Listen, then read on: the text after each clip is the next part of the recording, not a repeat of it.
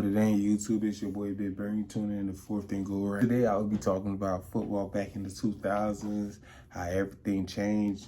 Today we see the game really different. If you were born in the 2000s, you know how the game was back in the days. Today is just way more different than the 2000s. As you can see, it's a more pass-friendly league. No hard hitting and all that. But let's time travel back into the 2000s and see how everything was back in 2000s football. That was the most what can I say, intense league. The NFL was the most intense league back in the days, man. Dude, it was crazy. Dudes was getting their helmets knocked off. Dude get their helmet knocked off today, man. You know, that's like a 20-yard flag.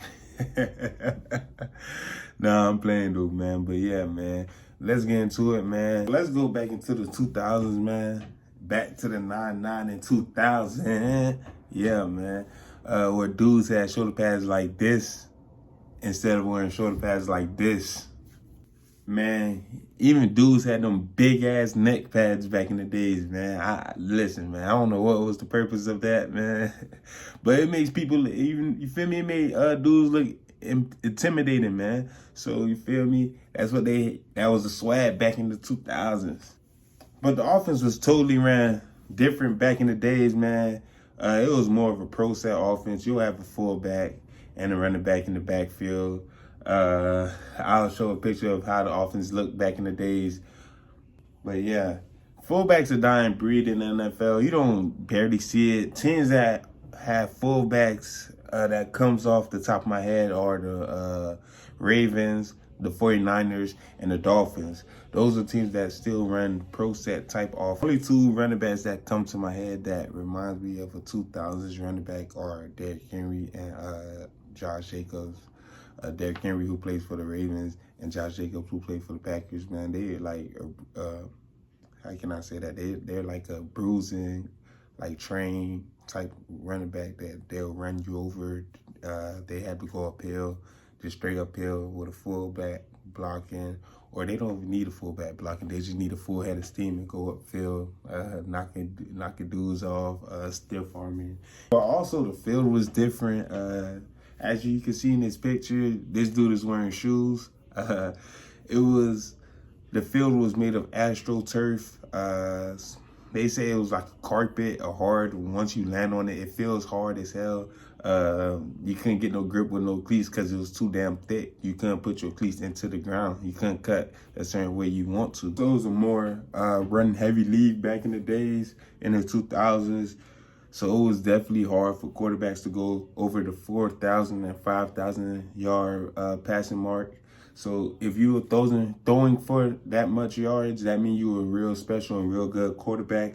Dudes that come off the top of my head are Peyton Manning, Tom Brady, and all them.